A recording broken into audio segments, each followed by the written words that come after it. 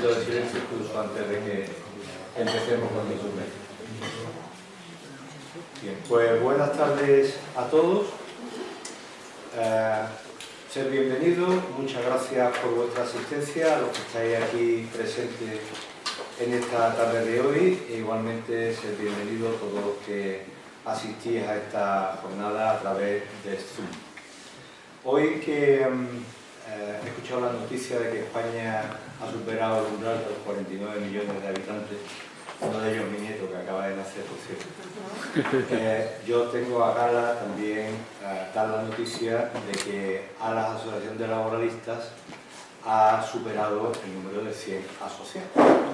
Esto en una organización que es voluntaria y que puede ser comparable a una corporación de derecho público, un colegio en los que en algunos estamos comprobando que su tasa de colegiación disminuye día a día y que nuestra asociación, que es voluntaria, crece día a día.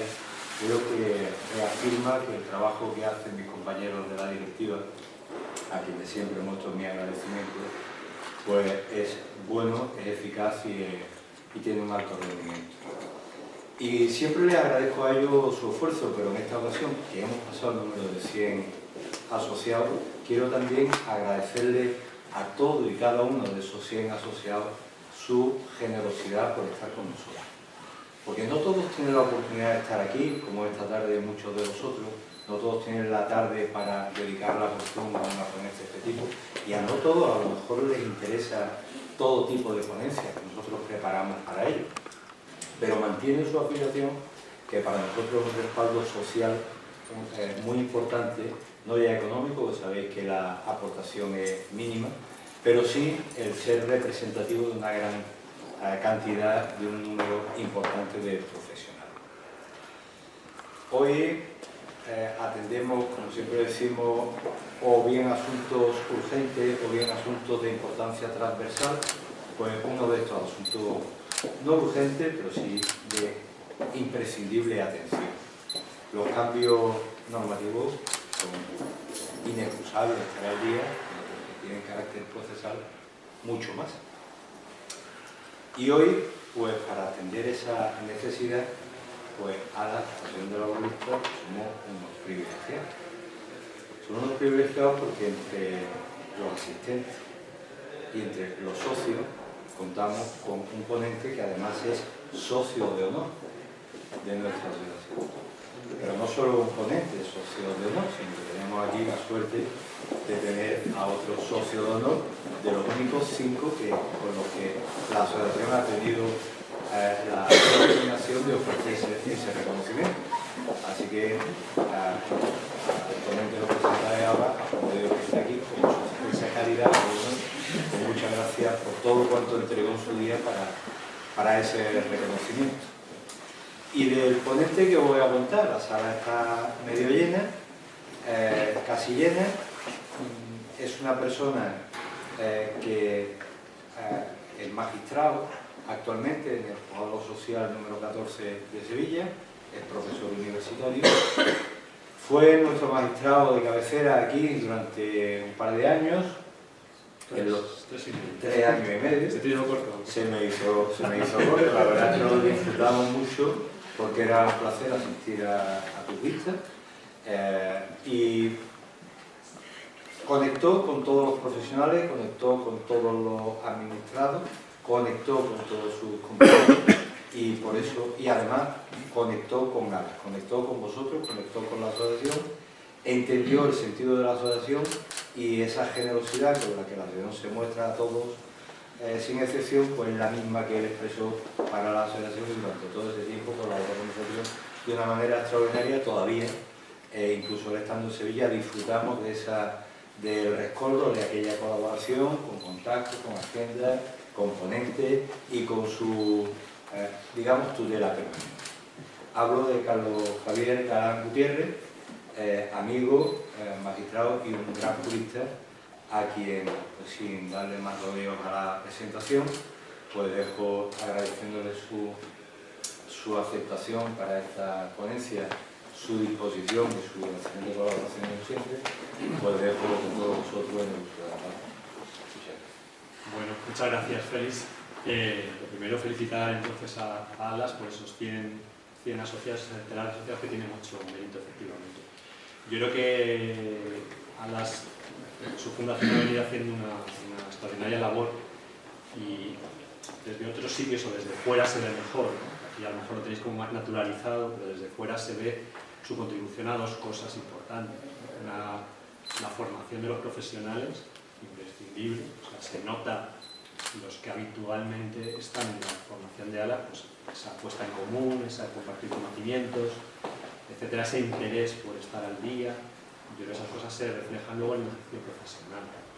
Y dos, el sembrar compañerismo, esa labor de hermanar a los profesionales, además sea cual sea su titulación o su condición, los profesionales jurídicos del laboralismo, crear buen ambiente entre ellos. Eso también tiene un reflejo luego en sala, y bueno, eso podemos, creo, dar fe, quienes hemos estado en las salas de vistas de Algeciras, de ese extraordinario ambiente que se respira.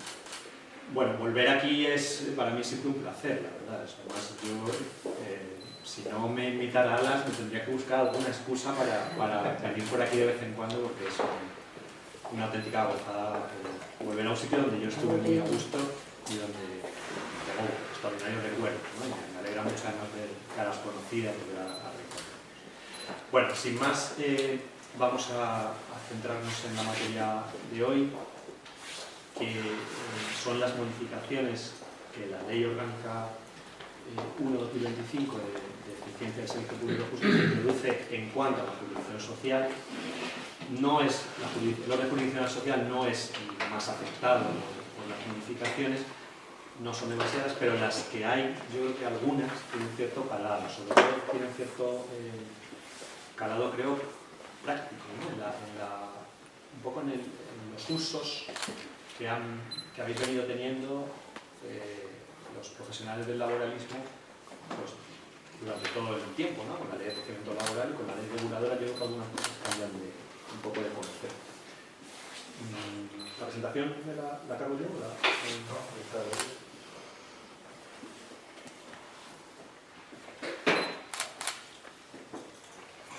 Pincho aquí y ya está. Sí.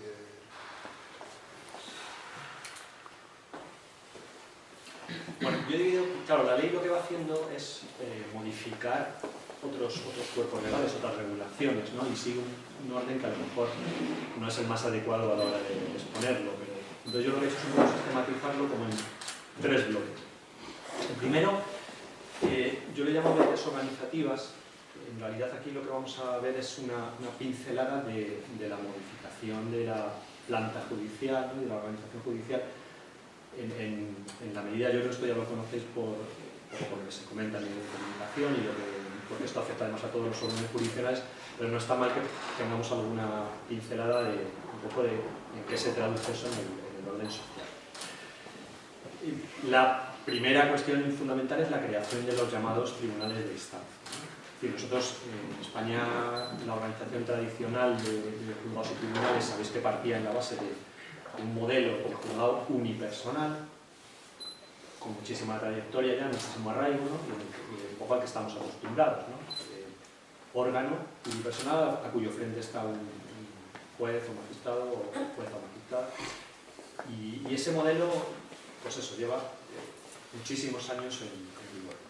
Y esta ley lo cambia, desaparece ese concepto. En realidad, yo creo que más allá de que a nosotros, a mí personalmente, y supongo que a todos, ¿no? Aquí está Juan de Dios, luego yo espero sus opiniones porque me interesa mucho, ¿no? Cómo los desde dentro de la judicatura, pero es verdad que a nosotros nos cambia acostumbrados a tener nuestro pequeñito reino de taifas, ¿no? Nuestro juzgado donde, junto con los criterios que establezca el LAB, tú puedes más o menos organizar estas cosas y establecer ciertos criterios. Es verdad que esto te cambia mucho el modo de trabajo, yo creo, si es que realmente llega a calar como debería. Pero honradamente hay que reconocer que desde el punto de vista por lo menos teórico, el planteamiento es razonable, el planteamiento general, con algún matiz. porque optimiza o permite optimizar mejor los recursos, ¿no? Yo siempre pongo un poco la comparación con otras áreas, ¿no? Si pensáis, por ejemplo, en la organización médica, la organización de la atención primaria, el modelo de centro de salud es varios médicos, varios enfermeros, con una estructura común, donde hay gente que coge las citas, gente que son celadores, gente que atiende el teléfono, gente que hace gestiones administrativas, gente que son auxiliares, etcétera, etcétera, ¿no? Y no tiene un centro de salud cada médico. De manera que cuando se necesita un médico más, porque ha crecido la población, no se crea un centro de salud entero. No hace falta, normalmente, a veces sí, pero no hace falta siempre crear un centro de salud entero. A veces los que cogen las citas pueden ser los mismos para 6 médicos que para 7, con un límite. Y si no está, o sea, no hay uno que coge las citas a un médico, otro que se las coge a otro, etcétera, de tal manera que si uno está enfermo se dejan de coger citas para esa persona y cosas así, ¿no? Y eso los juzgados unipersonales tienen todo este problema, ¿no? No hace mucho, coincidió, sabéis que hay un par de auxilios, de funcionarios que se llaman auxilio en cada juzgado, que son los que nos acompañan en sala, los que hacen un poco de policía de sala, los que os llaman para que entréis, ¿no? Los testigos, los que intercambian la prueba documental, etcétera. Bueno, hay dos. Y hay dos precisamente, porque luego realmente tenemos 2 días de sala a la semana, normalmente, la mayoría de los juzgados. Entonces, a priori para sala no haría falta tanto, luego hay que hacer otras labores de oficina, de teléfono, de correos, etc. Y hay dos precisamente por garantizar que siempre haya... Bueno, o sea, no hace mucho, de mis 2 auxilios, una estaba de vacaciones y la otra se puso enferma, de forma sobrevenida. Eso supone que tú no tienes con quién celebrar los juicios de Sevilla. Pero a la vez, en todo el juego social de Sevilla, hay ese día, no lo sé, 20 auxilios que están en la oficina, a lo mejor preparando correo, y que eso, el correo podría esperar seguramente, o lo puede hacer otra persona, y en sala se van a suspender 12 juicios porque no tienes un auxilio. Ese tipo de estructura cambia completamente con esto, ¿no? Donde hay jueces que pasan a ser magistrados de un órgano colectivo, no en este caso colegiado, porque cada uno seguirá llevando, tendrá asignados asuntos y los resolverá un solo juez o magistrado. No es un órgano colegiado, que forme sala, etc. Pero sí que van a compartir estructuras comunes, ¿no? Servicios de TG, o sea, servicios comunes de distintas cosas, ¿no? La oficina judicial para ejecuciones, para notificaciones, para otras cosas. De manera que parece como que se optimiza mejor los recursos, a priori. ¿Qué ocurre? Que el modelo de organización que ha creado la ley, sin embargo, han hecho una cosa un poco mastodóntica, y es crear un solo tribunal de instancia por partido judicial. Es decir, en lugar de crear, por ejemplo, en Algeciras, un tribunal de instancia social con 2 magistrados, ¿no? Que sería el caso, y si en un momento dado se necesitan 3, pues 3 magistrados sin necesidad de crear otros 10 funcionarios más. Lo que hacen es crear un tribunal de instancia por cada partido judicial único, de manera que en Algeciras habrá un tribunal de instancia de Algeciras que agrupará, no se sabe, a las secciones civiles, penales, de violencia contra la mujer, sociales, contencioso administrativo, etcétera, etcétera.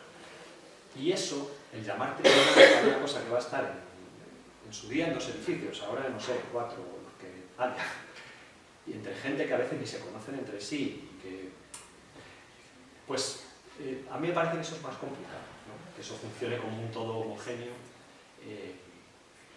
Yo creo que ahí se crea una dispersión y hay un problema, y es que las inercias son muy poderosas, y si tú lo que haces es una cosa que es inabarcable, se tiende a que sea un mero cambio de nomenclatura. O sea, que al final tú digas, bueno, ya está, o sea, debe ser el juez de lo social 2, ahora soy el juez del tribunal de instancia, de la sección de lo social, del tribunal de instancia de Algeciras, pero yo sigo funcionando con mis funcionarios en mi apartadito, ¿no? Y todo igual. Y eso no es yo creo que eso no es la idea. Entonces se crea un tribunal de instancia en cada partido judicial con un presidente de tribunal, que sería el equivalente a los actuales decanos, de tal manera que es electivo entre la propia judicatura, y una oficina judicial y servicios comunes. En los sitios donde haya juzgados mixtos únicamente, no sé si por ejemplo aquí la línea, ¿no? Sería la línea que tiene juzgados mixtos, pues sería el tribunal de instancia de la línea de la Concepción, que tendría una sección única de civil e instrucción. En los sitios como Algeciras, donde sí hay más órdenes jurisdiccionales, pues se creará un tribunal de instancia de Algeciras que tendrá una sección civil, una sección de instrucción, una sección penal, una sección social, etc. ¿Vale? Y ahí quedan integrados los actuales juzgados. Las secciones podrán tener también un presidente o presidenta, ¿no?, al frente. Y lo que pasa es que será no selectivo, sino por designación del presidente del tribunal. Es decir, un poco como en algunas provincias ahora había delegados de decanato, en algunos no había jurisdiccional. Permite crear plazas especializadas dentro de cada sección, es decir, en teoría, bueno, no se hará social, pero en Sevilla, donde hay 16 o 14 con los refuerzos, tal, pues en teoría, no os digo nada en Madrid, que hay 50 jueces o magistrados en social, pues permitiría especializar algún juzgado, es decir, crear especialidades y decir, bueno, pues aquí habrá una subsección que se encarga de seguridad social solo, ¿no?, o de ejecuciones solo, o lo que sea, eso permitiría eso. Tiene que haber transparencia de normas de reparto por plazas, es decir, aunque todos los jueces formemos parte de un órgano, a la hora del reparto de asuntos, de quién resuelve quién, para evitar que haya problemas que contravengan la idea de juez natural, etcétera, de que la gente, de que el juez no sea electivo, tiene que haber unas normas también de reparto internas que sean transparentes, que sean conocidas. No es como quiera el presidente sin más, sino que tiene que haber cierta transparencia en eso. Va a permitir también, o la ley apunta, a la posibilidad de unificación de criterios. Es decir, de que desde la presidencia de sección, desde la presidencia de tribunales también, pero desde la presidencia de sección desde luego, se puedan intentar unificar ciertos criterios.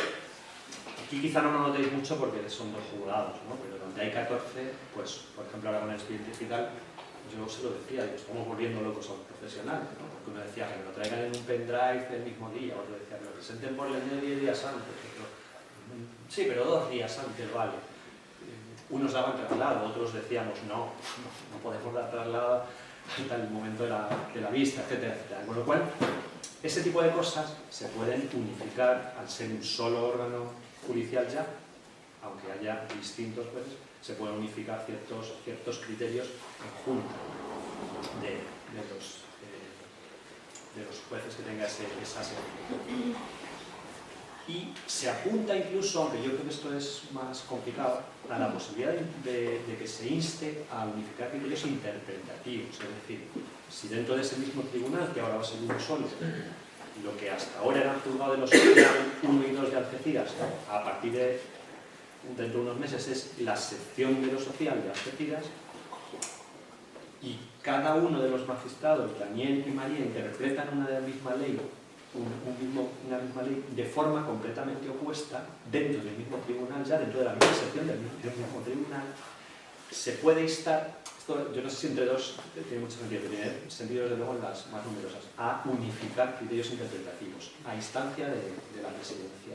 Pero esto sí que es verdad que no se puede imponer, o sea que serán al final, porque las cuestiones jurisdiccionales no te puede imponer nada.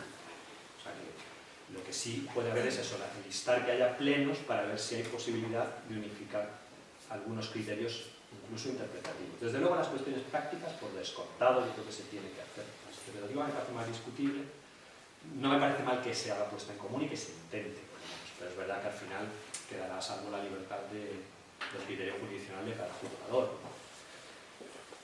Bueno, y luego se establecen algunas normas ya de lo que es sustituciones internas, claro. Es decir, esto también facilita pues estas cosas, ¿no?, de que si el juez del 2 se pone enfermo, ese día le pueda sustituir, ¿no?, la que hasta ahora era jueza del 1, ¿no?, o la magistrada del 1, porque están ya en la misma sección, forman parte de la misma sección. Entonces puede haber sustituciones como más fluidas, luego ya se compensará ese reparto de alguna forma, pero puede establecerse criterios a lo mejor de sustitución interna más ágiles. Bueno, esto así a grandes rasgos, sin perjuicio de que si luego queréis preguntar algo lo veamos. Entonces, bueno, quedaos con esa idea de tribunal de instancia de Algeciras, de sección de lo social de Algeciras y desaparición, por tanto, de los juzgados sociales. En cuanto a medidas procesales, que yo creo que es la parte más interesante. Primero, se amplía la posibilidad de sentencias orales, cuestión a la que ya, luego, Juan de Dios, ya he dicho antes, me gustaría escuchar su opinión, pero yo le auguro poco éxito, la verdad. Que son las sentencias de viva voz. Hasta ahora ya se había introducido en alguna de las últimas reformas procesales la posibilidad de dictar sentencias sin voce, pero con escasísimo éxito, porque una de las cosas que existía es que luego la sentencia la tenías que poner por escrito de todas maneras. Entonces, pues la tendencia nuestra es a que si luego la tienes que poner por escrito, pues ya la pones por escrito directamente. Es decir, ¿para qué vas a anticiparla en sala con lo que eso supone el riesgo de que no lo plantees bien, de que se te pase desapercibido algo, etc.? Cuando luego al final lo vas a tener que poner por escrito, pues al final prefiero entonces estudiármelo tranquilamente ya con la firma documental por delante y todo tranquilo, y ya lo dicto por escrito directamente. Y estaba restringido a ciertos casos y además que no se pudiera recurrir, etc. Ahora se ha abierto bastante el abanico. Cabe sentencia de viva voz con independencia de si cabe o no recurso, con independencia de la materia y con independencia de la cuantía. Se excluyen los asuntos en los que no intervenga abogado o graduado social. Es decir, si en algún asunto una de las partes decide ir por sí misma, sin acompañamiento profesional, cosa que yo siempre desaconsejo vivamente, si van por su cuenta sin asesoramiento jurídico, no se puede dictar sentencia de viva voz, porque ya bastante tiene la parte con intentar enterarse para que además se tenga que dar con la copia de la sentencia que se ha dictado de palabra. Entonces, ahí sí que tenemos la garantía de que se dicte la sentencia por escrito, para que incluso luego, antes del recurso o con vistas al recurso, esa persona pueda consultar con el documento íntegro de la sentencia. Cabe la posibilidad, si se dicta sentencia in voce, cabe la posibilidad de declarar la firmeza en el acto, porque se puede preguntar a las partes si tienen intención de recurrirla. Las partes pueden decir que no la tienen, que sí la tienen, o que se reservan la opción de verlo después, ¿no? Si dijeran que no tienen intención de recurrirla, que no la van a recurrir, manifiestan en ese momento su voluntad, se puede declarar en ese acto la firmeza. Bueno, esto es también raro, pero sí puede ocurrir en asuntos en los que las posturas de las partes prácticamente hubiera un cierto acuerdo ya, aunque no haya sido conciliado, en sala haya habido cierta cercanía, y entonces, bueno, pues ya todo el mundo acepte que esa sentencia de viva voz es aceptable y que no les merece la pena recurrirla. Y en ese caso se puede declarar la firmeza en ese momento, ¿no? Con todas las consecuencias que eso tiene a la hora de un poco de agilizar.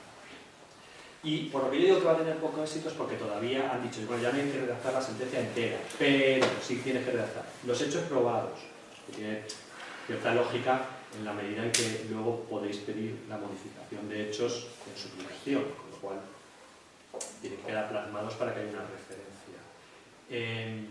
El encabezamiento, la referencia a la motivación oral se da por reproducida. Eso es lo único, digamos, que nos ahorramos. O sea, la parte de fundamentación jurídica podemos decir en esa sentencia redactada que nos remitimos a lo ya dicho en sala de viva voz. Y no hace falta que reproduzcamos, eso es lo que nos ahorramos. El fallo íntegro sí que hay que reproducirlo, y el pie de recurso también por garantía. Entonces, en mi opinión, y salvo a alguien que le guste mucho el tema de las sentencias sin voz, que yo no conozco, yo creo que se va a dar poco. Si se hubiera hecho algún modelo de sentencia de viva voz para asuntos especialmente sencillos y sin necesidad de redactarla luego por escrito, sino que queda grabada y ya está, por ejemplo, le condena usted al pago de 3 nóminas, pues se acabó. Eso sí que lo usaríamos, porque te evitas el tener luego que estar haciendo toda la sentencia, las partes ya se van con el resultado, etc. Pero el hecho de hacerlo tan amplio y que al final haya que redactar yo que sé, el 80% de la sentencia, porque los hechos probados al final siempre es una de las partes más laboriosas de redacción, sobre todo si quienes tenemos un poco la costumbre de decir de dónde hemos sacado cada hecho, no decir una generalidad de la valoración de la prueba según la regla de la sana crítica, claro, sino que solemos concretar un poco más de dónde hemos sacado los hechos, pues es verdad que es la parte a lo mejor más laboriosa. Y esa parte al final la tenemos que seguir. Segunda medida, se aumenta la multa por mala fe o temeridad. Esta multa era de el mínimo, se aumenta el mínimo. Esta multa era de 180 euros el mínimo y se aumenta a 300 euros el mínimo. Se mantiene el máximo de 6.000. Vale, o sea, esto sigue igual.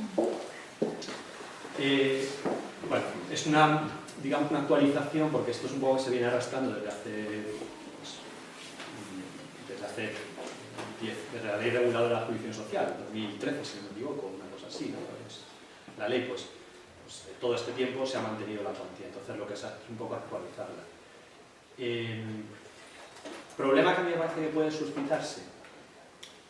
Yo le veo un problema a esto en la parte de la multa, perdón, de la multa en el caso en el que no hay mala fe ni temeridad, pero la ley se remite también a esto, que es, bueno, cuando no acudes al acto de conciliación y la condena es sustancialmente coincidente con el mismo, tampoco le veo mucho problema a que haya una ley. Pero sí lo veo en el añadido que se metió en el decreto del año pasado,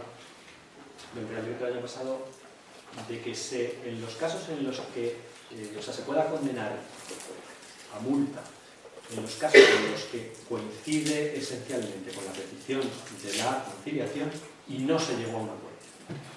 Porque aquí estamos ya hablando de casos que no es que no acudiera a conciliación y te obligaran a ir a juicio, que ahí puede tener sentido, que no es que haya sostenido a alguien una postura con mala fe o con temeridad hasta el juicio, algo que no era sostenible, sino que estamos hablando simplemente de que alguien no aceptó llegar a un acuerdo porque quería defender jurídicamente su postura y ha perdido, pues ha perdido, pero no ha planteado nada temerario ni con mala fe, simplemente ha perdido. Y esa opción que abrió ahí este artículo 97 en la última reforma con ese añadido, podía tener sentido ponerle costas por un criterio de vencimiento objetivo, en ciertos casos, si se quiere, pero el que tuvieras que poner una multa no tenía excesivo sentido, insisto, si no hay mala fe o temeridad.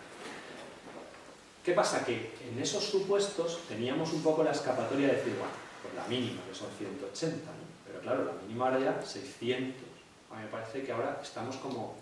O sea, justo en una jurisdicción donde la instancia es gratuita, estamos agravándolo por encima de lo que viene siendo lógico en civil. En civil, si tú mantienes algo que no es temerario y pierdes, pues pagan las costas, los honorarios de profesionales, punto final.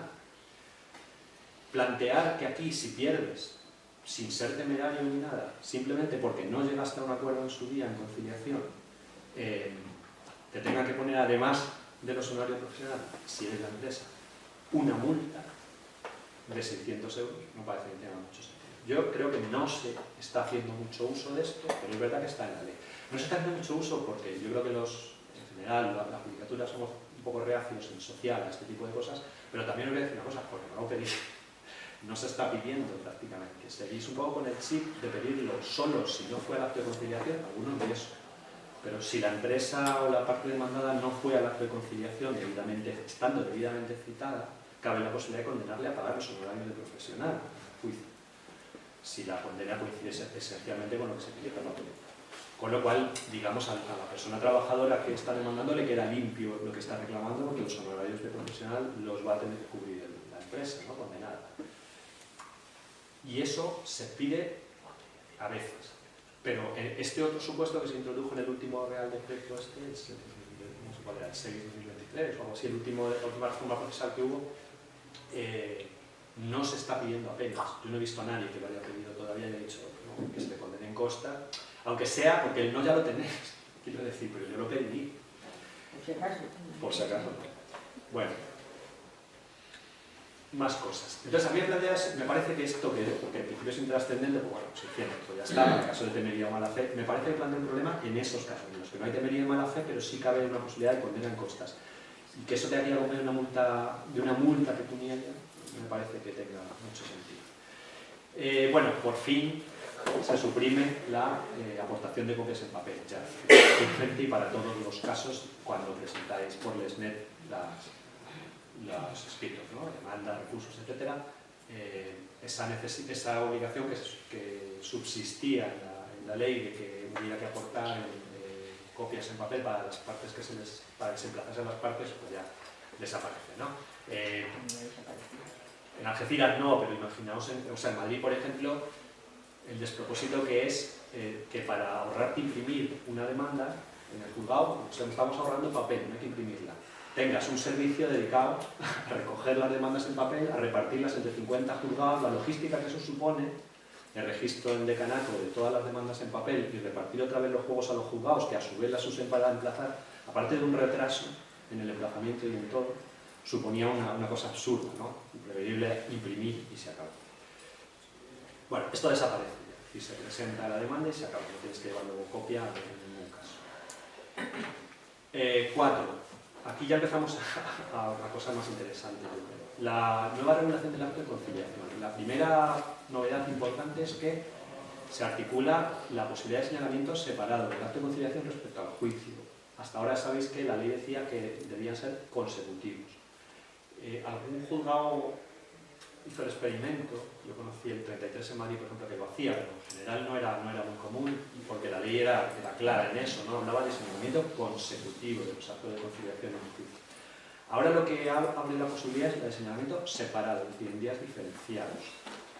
Ventaja, pues, bueno, si hay un acuerdo, si se alcanza acuerdo, anticipa. Luego, en sitios donde se está señalando muy tarde, puede tener sentido, ¿no? En Sevilla, si se señala un despido a 2 años, pues tiene sentido citar a conciliación antes, porque a lo mejor ese tema se resuelve sin esperar 2 años, ¿no? Es verdad que si las partes tienen acuerdo, que lo suelen hacer saber y lo anticipan ellos, pero estamos hablando de casos en los que no hay un acuerdo necesariamente, sino que se trata, y a veces no hay ni interlocutor, no sabes quién va a representar a la empresa como profesional. Se trata de ver si lo hay, de citar a las partes a intentar conciliar. Y esa posibilidad puede ser interesante en esos casos. Desventajas. A mí me parece que la desventaja de, bueno, aparte para sobrecarga de doble agenda para el juzgado, en los casos en los que tenéis que ir 2 veces al juzgado, sobre todo si lleváis casos fuera, pues bueno, si lleváis un caso en Sevilla o en Málaga, donde sea, pues ahora vas un día, a partir de ahora tienes que ir. Si te señalan por separado conciliación, resulta que si no hay acuerdo vas a ir 2 veces, ¿no? En fin, ese tipo de cuestiones. Por lo demás, tampoco tengo muy claro. Yo en Sevilla el otro día que en una junta saqué el tema a propósito de otra cuestión y todo el mundo me dijo, no, es decir, los LAB como que todo el mundo tenía claro que no lo iban a hacer. No sé si esto es generalizado o no. A mí en Sevilla me pareció, o sea, la negativa así de entrada ya me llamó la atención, porque en Sevilla, señalando a 2 años, yo creo que sí que tiene mucho sentido citar a la gente antes, ¿no? ¿Por qué esperas 2 años a intentar la conciliación? A lo mejor tiene sentido eso, y además te despeja la agenda, es decir, aquello que son acuerdos te está dejando huecos en la agenda para poder adelantar otros juicios que buena falta hace. Estoy hablando de Sevilla, aquí en Algeciras pues no es tan grave el tema, ¿no? Bueno, se mantiene la obligación de que tengan que mediar 10 días entre la citación y la celebración, en este caso, de la conciliación o de la conciliación y juicio, según se hagan separados sucesivos. Es decir, se mantiene esos 10 días en todo caso. Y eso sí, si se hace separado, se puede hacer junto, pero si se hace separado, tienen que mediar 30 días entre la conciliación y el juicio. Ahora veremos que esto tiene cierta lógica. Bueno, en los casos de administraciones públicas, en vez de 10 días, han introducido un plazo de 22 días, porque para las administraciones públicas daos cuenta de que por un lado está la administración que tiene que remitir el expediente, que es un poco que es la demandada, pero luego quien hace la defensa jurídica es un servicio jurídico que tiene independencia, digamos, o tiene independencia funcional respecto a la propia administración demandada, los servicios jurídicos del Estado, los servicios jurídicos de la comunidad autónoma, y entre ellos, para ilustrarse, para consulta, dice la ley, pues se les da un plazo superior a los 10 días, ¿no? Para que puedan de alguna manera coordinarse. Me parece interesante que tengáis en cuenta la posibilidad, por si acaso pasa esto que decimos, ¿no? Que los LAG no lo usan porque no le vean utilidad o les complique, que podéis pedirlo vosotros expresamente. Es decir, que podéis pedir en vuestra demanda, en un escrito, es por la propia demanda, ¿no? Que tiene más sentido, pero si no, incluso en un escrito posterior, que se anticipe la conciliación, la fecha de conciliación, es decir, que se hagan señalamientos separados antes de que se haga, ¿no? Por eso digo que la demanda es lo más adecuado. Antes de que se dicte el decreto donde se va a citar a conciliación y juicio, que pidáis que, de acuerdo con este artículo, se realicen señalamientos separados. ¿no? Y entonces cuando os interese, os dice ahí en qué casos, que es cuando vosotros entendéis que es factible el acuerdo por la materia, por el contenido del caso, que entendéis que hay posibilidad de acuerdo. En esos casos podéis solicitarlo expresamente para que se haga así.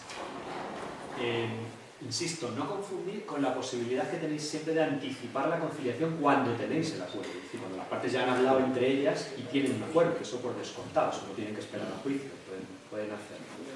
Ahora veremos alguna novedad que se introduce también en eso.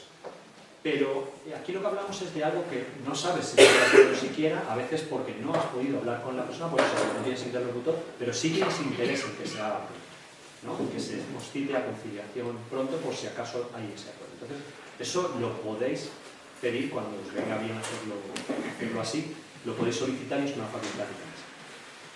Bueno, si no hay acuerdo no se reitera la conciliación el día de la vista, salvo que antes del juicio manifiesten que sí que tienen un acuerdo, es decir, como va a haber 30 días al menos, que normalmente podrán ser más, entre conciliación y juicio, si no hubiera venencia en la conciliación y en ese tiempo que transcurre hasta el juicio, sin embargo, las partes continúan hablando, maduran y se alcanza el acuerdo, se puede comunicarlo.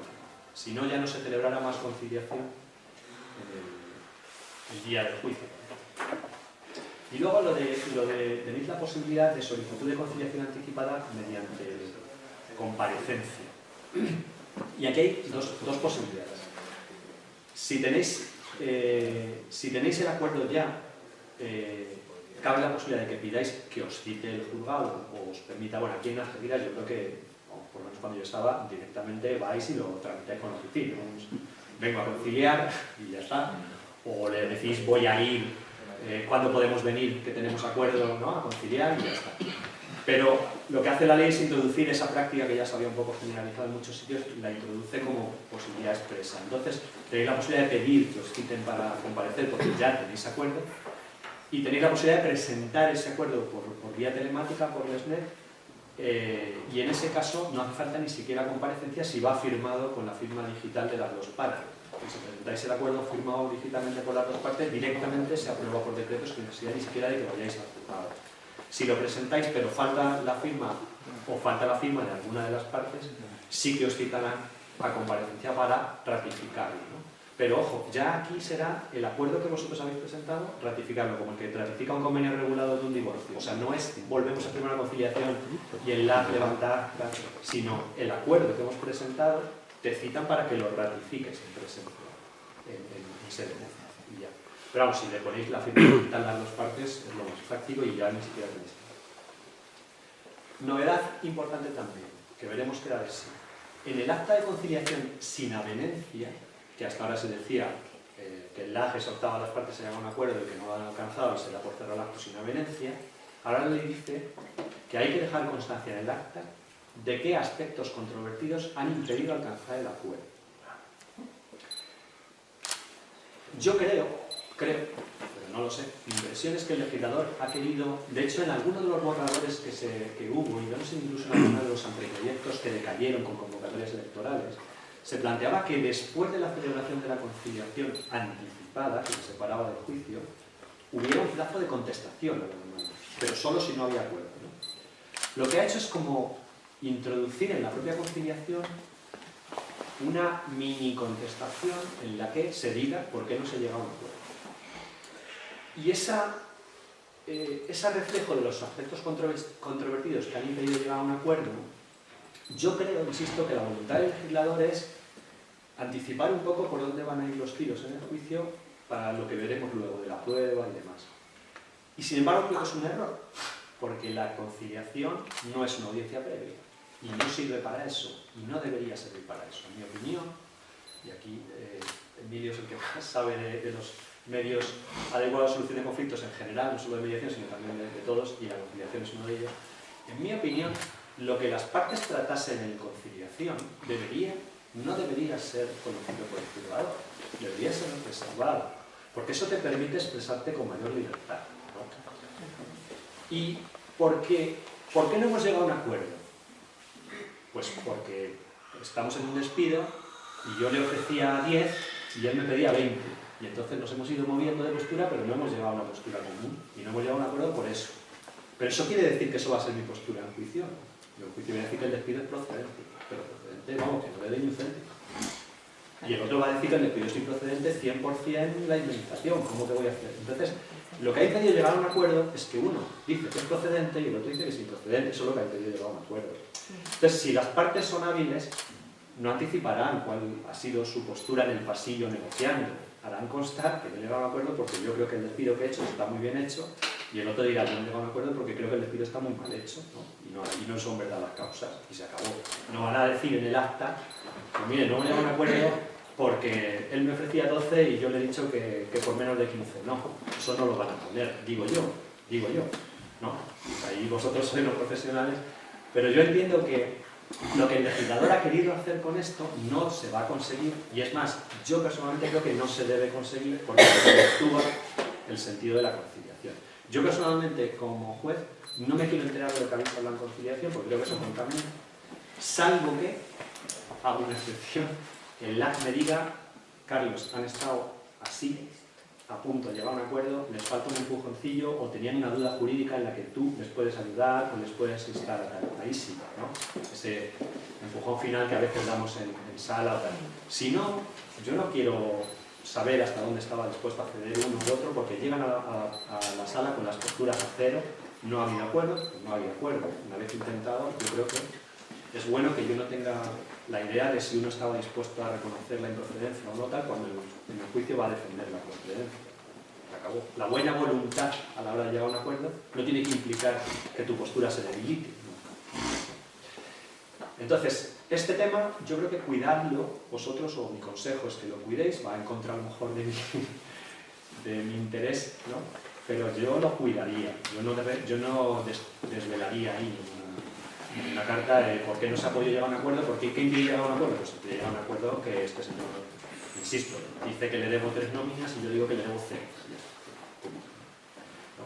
Y eso es lo que ha impedido llegar a un acuerdo, ya veremos luego. En realidad eso no es lo que ha impedido llegar a un acuerdo. Lo que ha impedido llegar a un acuerdo es que las cuantificaba de una manera él y yo estaba dispuesto hasta aquí para cerrarlo, pero el otro quería más. Y ya está, eso es lo que he impedido, pero lo que voy a poner en el acta no es eso, lo que no quiero poner. ¿Vale? Por último, sí que es importante esto, me parece, y sí que es más práctico, y es que se tienen que poner de manifiesto en la conciliación, y esto sí me parece una cuestión de buena fe procesal, que hasta ahora funcionaba mal, las cuestiones procesales que podrían provocar la suspensión del juicio. Esto sí que era esencial en el social. O sea, en el proceso social, el tema de que excepciones que suponen suspender el juicio y que impiden proseguir con él se plantearan en sala en el juicio tenía sentido cuando los juzgados de lo social antiguo citaban a 2 meses. Citando, insisto, como en Sevilla, a 3 años, no tiene sentido esperar al día del juicio para decir que creo que no es competente territorialmente este juzgado, porque él en realidad prestaba servicios no sé dónde. Pues esto se puede solucionar antes. Que, señoría, que es que hay una mutua y no está citada. Suspendemos después de 3 años, porque no está citada la mutua, y ahora vamos a celebrar para otra fecha que cuando se puede.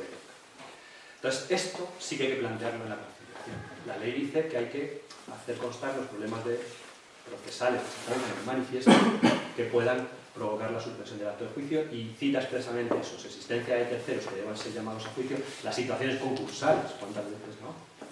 No, que se tenía que haber demandado al administrador concursal. Pues, díganlo ustedes. Y ahí el LAC puede hacer ya una advertencia a las partes de subsanción, requerirles por un determinado plazo para que hagan lo que tengan que hacer. Y yo creo que ahí le da cierto juego para que hasta el juicio pueda resolverse este tipo de cuestiones. El aspecto más novedoso y controvertido de la ley, para el laboralista fetén, a los que os gusta la emoción del laboralismo, es la anticipación de la prueba. Es decir, durante muchísimos años lo tradicional en la jurisdicción social era esa unidad absoluta de acto en la que, o casi absoluta, en la que todo es un poco aquí te pillo, aquí te mato. Se hace la contestación sobre la marcha, se propone y practica la prueba sobre la marcha, todo se presenta también allí, se examina allí, en el acto, ¿no? Te trae una pericial y entonces la ves en ese momento por primera vez y única, etc. Esta emoción del laboralismo, ¿no? de ir preparado para todo, es decir, voy a llevarme la partida de bautismo por si me niegan que en su día... O sea, esta emoción del laboralismo se la carga un poco esta ley si se interpreta como yo creo que quiere el legislador, que aunque en eso hay también alguna discrepancia, ¿no? Porque por primera vez introduce de forma, en la ley de forma, bueno, relativamente clara, que la citación se requerirá a las partes para el traslado o votación anticipada con 10 días de antelación de la prueba documental. Primero, bueno, en formato electrónico, es decir, por SNET, se supone que será la fórmula, salvo que la persona no esté obligada a relacionarse electrónicamente con la administración, en cuyo caso lo puede presentar en papel y en otros soportes digitales. Estamos hablando de quien vaya sin abogado o graduado social, entonces, bueno, se le da la opción de que la presente en papel, pero también en ese plan. Y aquí se plantean algunas dudas. Primero, de esa prueba hay que dar traslado a las otras partes. En mi opinión, sí. ¿Sabéis que durante estos últimos años, conforme se ha ido implantando el expediente digital, se ha ido instaurando en la mayoría de los juzgados, ciertos criterios de anticipación de la prueba, de la presentación, puramente logísticos, ¿no? Es decir, como hay un expediente digital, traigamos la prueba antes, con independencia de que luego, donde se admita, proponga, admita, se dé traslado, se examine, etcétera, sea el acto de juicio y no se dé traslado antes, pero preséntemela usted antes para que le incorpore al expediente digital, ¿no? Y en este cada juzgado funciona un poco como ha podido y como ha querido, pero ahí era una cuestión puramente práctica, ¿no? La tienes que presentar antes porque la necesito para esto, pero no se daba traslado. La mayor parte de los juzgados, yo creo que lo correcto era no dar traslado porque se mantiene un poco la previsión de... Aquí se trata de que una previsión que había en la ley, que era que el juez podía, cuando por su volumen o complejidad previsible era conveniente, el juez podía acordar el traslado anticipado entre las partes o la aportación anticipada. Pero como ahí era por complejidad o por volumen, precisamente es para posibilitar el examen previo. Si no tiene sentido, si al final te la vas a guardar en un cajón hasta el día del juicio, entonces no tenía ningún sentido. Es decir, se trataba de que esa prueba voluminosa o compleja, el juez pudiera pedir la anticipación. Y ahora eso desaparece, sustituido por esto, que es que generaliza esa aportación anticipada con 10 días. Con lo cual, en mi opinión, lo que está previendo el legislador es que se dé traslado a las partes. Es más, habla de traslado expresamente como una acción, que allí está hablando de traslado incluso entre las partes. Yo creo que pensando en que se habilite la posibilidad que existe en civil y demás de que lo que presenten las partes pueda conllevar el traslado al resto de partes personales, y que automáticamente el propio sistema se lo haga llegar. Pero si no, tendrá que ser el propio juzgado el que lo haga llegar. Y yo creo que el espíritu de la norma es que esa prueba se conozca, esté examinada antes. Pero ojo, sí que se ha mantenido, no se ha reformado, el tema lógicamente, de la proposición en sala, la admisión en sala, con lo cual parte de esa prueba que se presente podría no ser admitida teóricamente. Y por tanto, la impugnación de documentos y estas cosas que se suelen hacer, ¿no? Pues también se hará esto. En mi opinión, es el concepto civil de presentación anticipada de la prueba. De hecho, las excepciones que hay, o sea, la preclusión y sus excepciones, están calcadas del proceso civil prácticamente. Con lo cual, yo creo que va por ahí. ¿Qué ocurre? Que en esta cosa de aproximarse al proceso civil en este aspecto, a mí me parece que se quedan a medias, porque en el proceso civil estas cosas van vinculadas a la demanda y a la contestación. Es decir, fijo postura y aporto los fundamentos de esa postura, los fundamentos probatorios de esa postura. Aquí hay una demanda, 10 días antes del juicio aporto mi prueba documental, y la otra parte que no ha contestado la demanda y que no lo hará hasta el juicio, también anticipa su prueba documental. ¿Cuál? Queda ahí un poco como en el vacío. Es decir, se ha quedado como un poco a medias. Veremos que... Preclusión de la aportación. Insisto, esto es la idea civil, o sea, si no presentas en ese momento los documentos, no puedes luego ya presentar en general. Con excepciones que están también copiadas en la normativa, o las mismas que aparecían en la ley, pues aquellos documentos que son de fecha posterior y que no hayas podido confeccionar o obtener antes, ojo, porque sé, he sacado esta nota simple del registro, es de fecha de hoy. No, ya, pero lo habías podido obtener hace 10 días, ¿no? Entonces, lo que no hayas podido obtener. Documentos de cuya existencia no hayas tenido conocimiento, no sabía que existía este documento, y en este cual he tenido conocimiento lo aporto. Ojo, que no haya tenido conocimiento la parte, no vosotros. Mi cliente que no me lo ha dado hasta hoy. Eso no va a valer. Que no haya tenido conocimiento la parte de que existía ese documento. Y la imposibilidad de obtenerlo antes porque no de tiempo material, por plazos o lo que sea, pero con designación de archivos, que esto es igual muy civil, ¿no? Lo de para pruebas que no puedo aportar en este acto, no sé qué, dejo designado el archivo de la Junta de Andalucía, la Consejería de no sé cuánto, y está allí, yo lo he pedido, pero no me lo han dado a tiempo, etcétera, pues designo el archivo. Y he hecho falta una excepción que hay en civil y que aquí tendría bastante sentido, que es, pero que yo creo que se acabará imponiendo por puro casi sentido común de la tutela, no sé, del derecho a la defensa, la tutela judicial efectiva, y es aquellos documentos cuya necesidad se ponga de manifiesto con las alegaciones de la otra parte. O sea, yo yo presento a mi demanda. ¿Qué tengo que presentar 10 días antes? Toda la prueba que se me ocurra por si acaso, en principio, lo que tengo que presentar son la prueba que sirve de fundamento a mi demanda. Yo digo que hay una relación laboral en los años pues el contrato, ¿no? Yo digo que mi salario ya no sé qué, por las nóminas, o lo que sea, ¿no? Yo digo que mi categoría y realizaba funciones superiores tal, pues el certificado de esas funciones o lo que tengas, ¿no? De lo que acredite esa. Es decir, todo aquello que fundamente o sustente mis pretensiones y los hechos que yo he hecho. Pero es verdad que me pueden contestar a cosas que introduzcan en el debate algo que yo no lo tenía previsto. Y esa necesidad de nuevos documentos o de nuevas pruebas tendría que permitirse, entiendo yo, por parte del juzgador, la aportación posterior en esos supuestos, ¿no? De hecho, ahora algunas veces lo hacemos, cuando de repente en el juicio surgen temas que la otra parte dice, mira, pues yo no venía preparado para que me digan esto, ¿no? No era un tema controvertido hasta hoy. Yo qué sé. Pues es que le reconocimos una antigüedad en la nómina y él se ha fiado de que era esa, pero es que hay un error. Toda la vida hemos tenido un error en la nómina, en realidad era posterior y no se podía ser esa y tal y cual.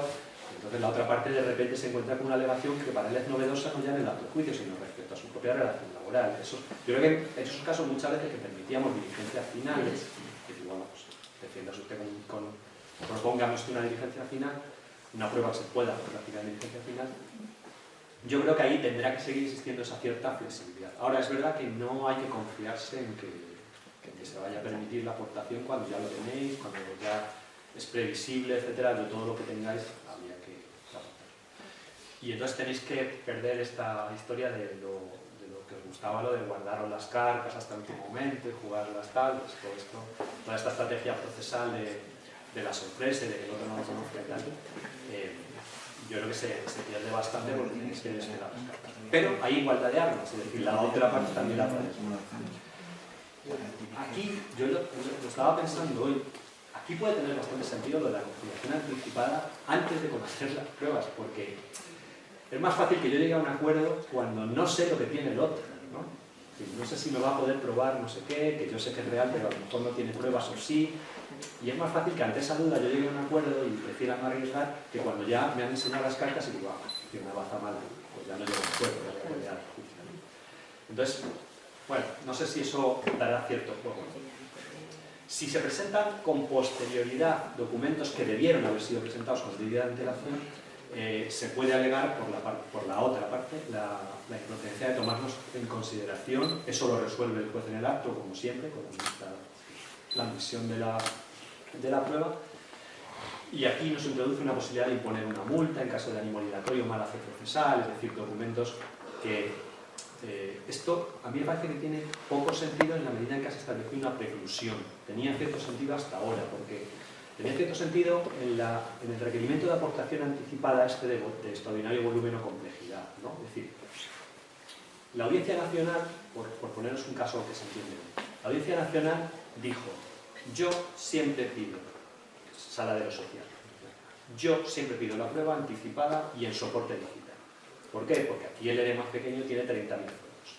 Es decir, es el ERE de Coca-Cola o de no sé quién, o sea, estamos hablando de la sala social de la Audiencia Nacional. Entonces, ya comprenderán ustedes que no me pueden venir con ello en papel el día del juicio y ponérmelo encima de la mesa. Yo requiero para que me lo aporten antes. Entonces, en una ocasión, esto era un tema muy asumido por la gente, los profesionales que habitualmente ejercían en la sala de hospedadores. Un día llegó alguien y dijo, no usted requerido, pero mi derecho es aportarlo hoy, aquí está. Y entonces era Ricardo Bodas, entonces el presidente, lo inadmitió la prueba. Dijo, se había requerido para aportación anticipada, no se la admite. Y el Supremo se lo corrigió y dijo, no, derecho a la tutela judicial efectiva prevalece sobre otras consideraciones, tiene que poder presentar la prueba. Pero, como usted le requirió para aportarla antes y no lo ha hecho, sanciónele, póngale una multa por mala fe, por ánimo dilatorio, por complicar el proceso, por lo que quiera, pero no le dejes sin defensa. Ahí tenía sentido esto.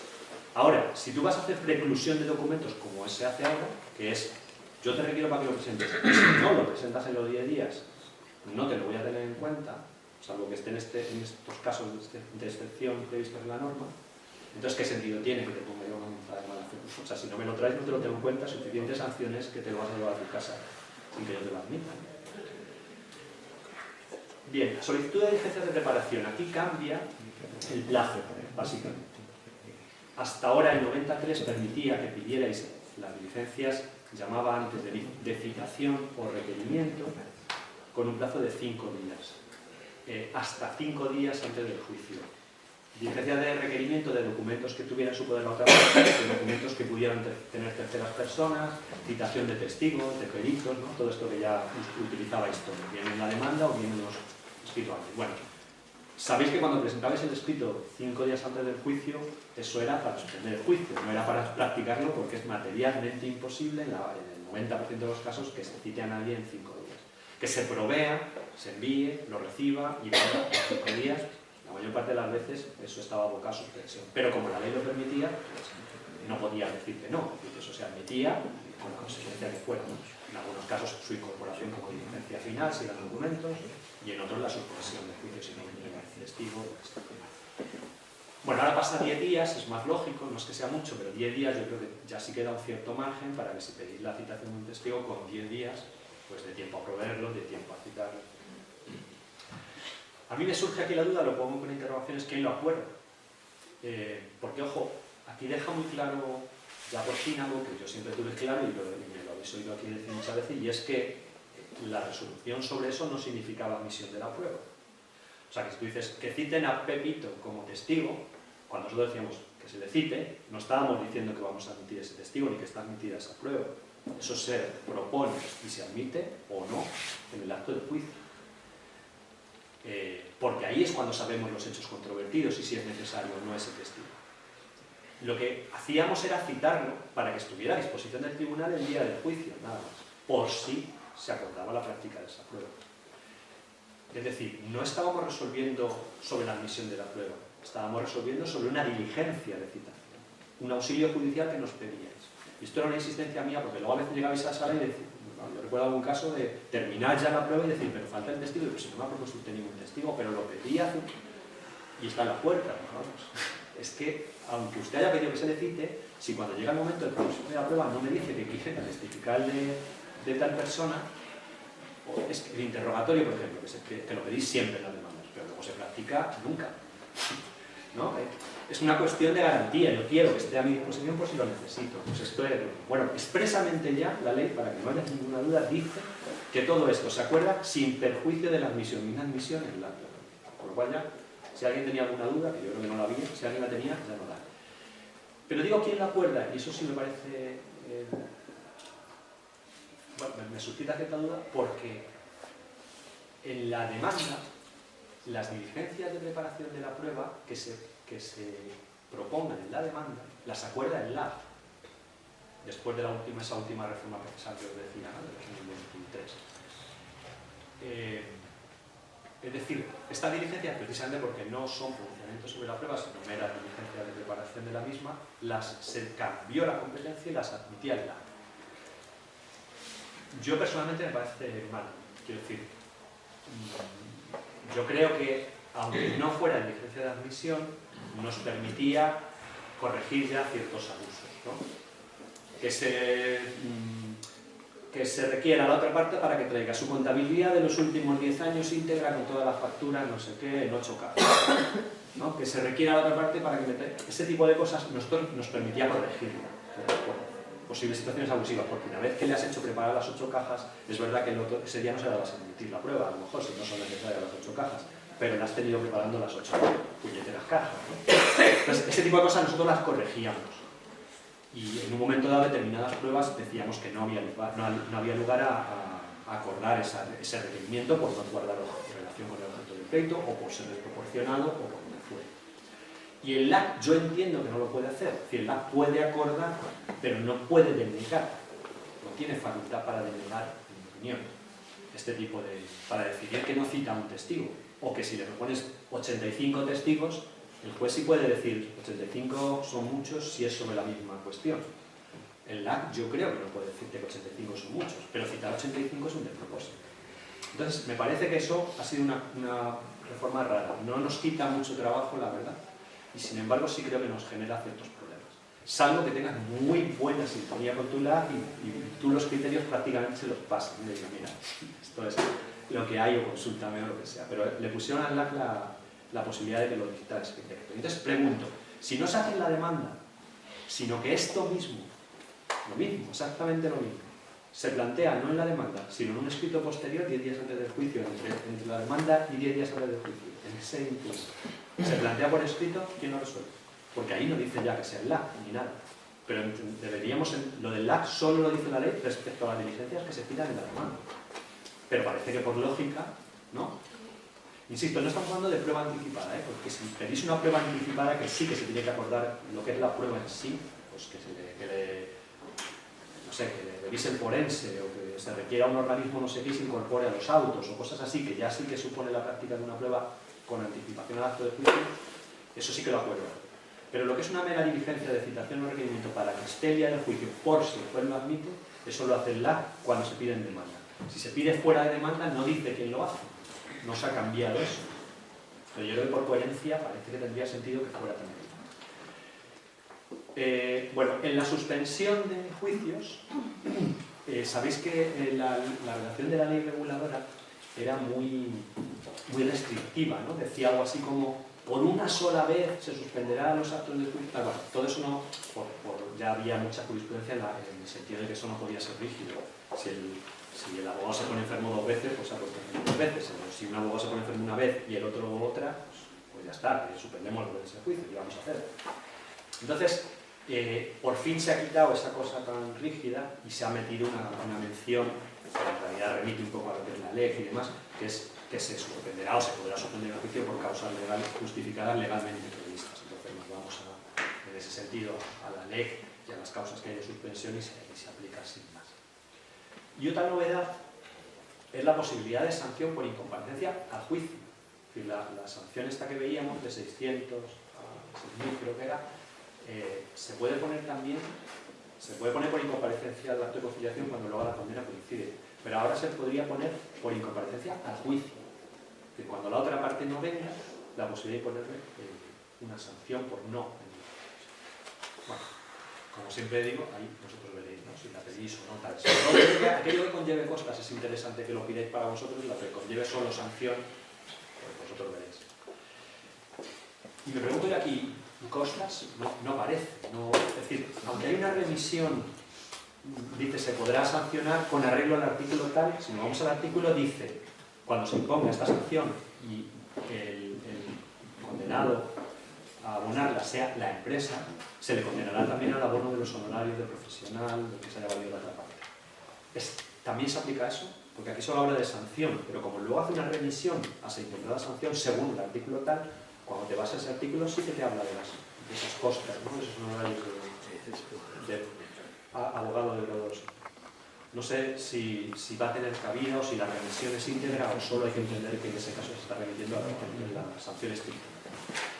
En los recursos de casación por bonificación de Hacienda, bueno, se ha abierto la posibilidad, que ya venía establecido, pero lo han metido en la ley aquí yo creo que había como un cierto lobby del Supremo, creo. Es decir, yo creo que en la redacción se ha contado con el criterio del Supremo a la hora de hacerlo, ¿no? Así como a veces no se escucha a los profesionales para hacer las leyes, en este caso el Supremo sí que deben haber hablado porque hay cosas que son como claramente cosas que venía reclamando de alguna manera el Estado. Unas que ya lo venían haciendo, pero no había cobertura legal para ello, es lo de imponer criterios de extensión máxima, de formatos y demás, ¿no? Eso lo venían haciendo las salas, pero es verdad que no había cobertura. Entonces, ahora la ley expresamente dice que se puede hacer. Lo que ocurre es que les obliga a publicarlo en el BOE. Le da, para que tenga validez general, les obliga a que esa norma, ese acuerdo que adopten las salas de gobierno, se publique en el BOE para conocimiento de todos. Entonces, si presentas un recurso que exceda de esa extensión máxima, etcétera, pues estarás incumpliendo una norma tal. Veremos si esto daría lugar a requerimiento de subsanación o da lugar a inadmisión. Yo, en general, no me la jugaría, ¿no? Visto los niveles de inadmisión que hay. Y se introduce un concepto que es el interés casacional objetivo, es decir, ahora, además de las exigencias o de los requisitos que había para poder llegar a este nivel de recurso, se introduce el que exista interés casacional objetivo. Este concepto, la ley dice que se da el interés casacional objetivo cuando hay circunstancias que aconsejan un nuevo pronunciamiento por parte del Supremo, cuando la cuestión planteada tiene una trayección o trascendencia, proyección significativa, que ya veis lo general y ambiguo que es, o cuando es un debate relevante para la formación de jurisprudencia. Tenéis que, o yo creo que este concepto, el interés casacional objetivo que se introduce, a mí me parece que es claramente restrictivo y nos remite al concepto del interés constitucional que se introdujo en su día en el Tribunal Constitucional, que los recursos se pudieran inadmitir por falta de interés constitucional y que ha permitido todavía inadmitir más. Me parece que van por ahí los tiros. Sin embargo, las razones por las que entendéis que hay interés casacional, que se da el requisito de interés casacional objetivo, hay que ponerlo en el escrito de preparación ya. Y la inadmisión ya no la tienen ni siquiera que hacer por auto, sino que con una providencia sucintamente motivada se podrá inadmitir. Se podrá admitir el recurso por alguno de sus motivos o causas e inadmitir por otros. Es decir, no hay que admitir todo el recurso en bloque, sino que cuando se planteen varios motivos de recurso, uno puede tener interés casacional objetivo y otro no, y entonces admito uno y no admito el otro. En esos supuestos, uno queda inadmitido y se continúa la tramitación del otro.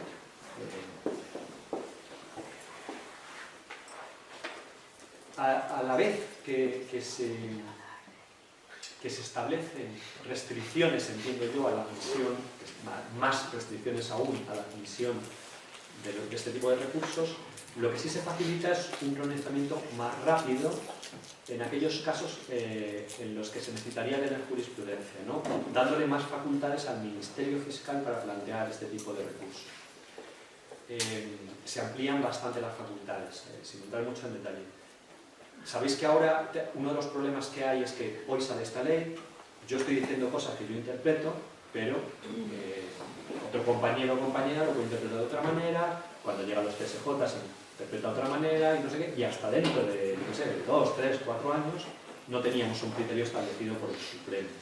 Entonces se van introduciendo mecanismos que puedan un poco anticipar ese pronunciamiento, ¿no? Y uno de ellos es pues, estas facultades de que sea el Ministerio Fiscal el que pueda plantear anticipar este tipo de recursos sin necesidad de esperar un poco todo el interprocesal que normalmente ralentiza mucho. Y que podamos tener una doctrina unificada, un pronunciamiento del Supremo de forma más rápida, ¿no? A grandes rasgos me parece que la cuestión es eso, restrictiva respecto a la admisión, la novedad, y por otro lado, sin embargo, un poco de facilitar el acceso a casación de aquellas cuestiones que lo precisen, por ser cuestiones novedosas en las que se necesita pronunciamiento, y por vía sobre todo del Ministerio Fiscal, aunque no solo. Respecto al uso de nuevas tecnologías, se introduce la identificación en videoconferencias por los medios de identificación normales de firma electrónica y demás. Es decir, esto yo creo que ya se extraía del Real Decreto este que comentaba, pero me parece que no está mal que se haya puesto de forma expresa. Es decir, es un disparate que se pretenda establecer juicios telemáticos o videoconferencias o cosas así y que te digan que enseñes el DNI por la pantalla. O sea, estamos tontos. la videoconferencia no puedes utilizar un programa que sea para reuniones de empresa o para videoconferencias entre amiguetes. O sea, eso lo hemos hecho durante la pandemia porque todos estábamos por la labor de remar a favor, pero no puede ser la fórmula habitual cuando quieras hacer un juicio, que es un acto solemne, utilizar ese tipo de cosas. Entonces tienen que dotarnos de herramientas adecuadas. Y una de ellas tiene que ser pues, que tú cuando entras a la videoconferencia o al juicio telemático, lo que sea, te identifiques con tu identificación profesional, metas tu tarjeta electrónica y te reconozca con eso. En todas las menciones que había al derecho a obtener copia de documentos que obraran en el expediente, se ha ido sustituyendo también por derecho a acceso, porque está pensando ya en expediente digital, no está pensando en que te lo den en papel, sino en que tú puedas ver el expediente.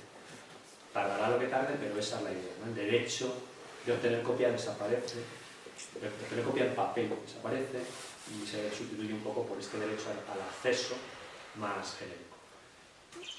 Bueno, en recurso de reposición se introduce la necesidad de hacer depósito, efectuar depósito de 25 euros cuando planteéis recurso de reposición contra resoluciones del LAC. Es decir, no solo cuando se recurra a resoluciones del juez, sino del LAC, pero cuando luego el LAC resuelva, si interponéis recurso de revisión ante el juez contra la resolución del LAC, no se tiene que volver a hacer recurso. Estáis, digamos, recurriendo contra la misma resolución en realidad, que la confirma el propio LAC que la emitió, y que ahora pasa al juez. Bueno, esa doble vía de recurso o ese doble recurso, solo hay que hacer el depósito en una ocasión, una de las cosas. Los medios de solución de controversias se quedan en principio más o menos fuera de la ley, se los introduce mucho la ley para otras jurisdicciones, civil, sobre todo para civil, también para penal. Va a ser incluso un requisito de procedibilidad para admitir las demandas en civil, ¿no? que se haya intentado negociaciones, conciliaciones, mediaciones, etc. Pero en social han metido alguna mención. En social, en principio, no la han metido como porque se entiende que ya está. El legislador entiende que como tenemos una conciliación en el CEMAR o una mediación en el CERCLA y luego una conciliación con el LAC, entiende que está cubierta esa facilidad. Que yo creo que todos sabemos que no, pero bueno. Entiende que está cubierta y yo creo que no ha introducido ya más mecanismos de eso. Pero sí ha metido la posibilidad de que las partes se puedan someter el procedimiento a mediación a solicitud de las partes. Y no solo el procedimiento, digamos, declarativo, sino también las ejecuciones. Cuando hay oposiciones a la ejecución o discrepancias en la ejecución, las partes puedan acordar someter eso a mediación. Y luego os apunto aquí que hay algunos proyectos piloto de mediación intrajudicial previstos en Andalucía en general,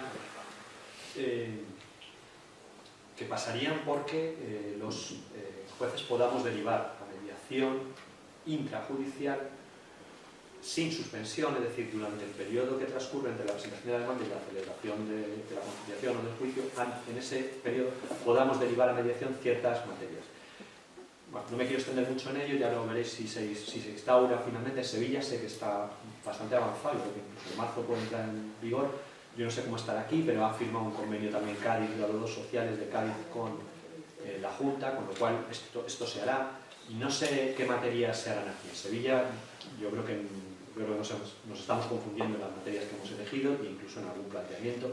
Pero bueno, como es una experiencia piloto, lo bueno que tiene es que precisamente los pilotos sirven para eso, ¿no? Para corregir las cosas. En Cádiz yo creo que se hará también. Bueno, estad atentos porque que nos sorprenda que pueda haber esta posibilidad. Yo creo que en sitios, sobre todo donde haya un cierto margen de tiempo respecto a entre la presentación de la demanda y la citación a juicio, pues no viene mal que a lo mejor os acojáis a estas posibilidades, ¿no? Que lo intentéis, porque no tenéis tampoco mucho que perder. Insisto, no va a suponer retraso del juicio, ¿no? Sino que se va a hacer en ese tiempo que hay suficiente.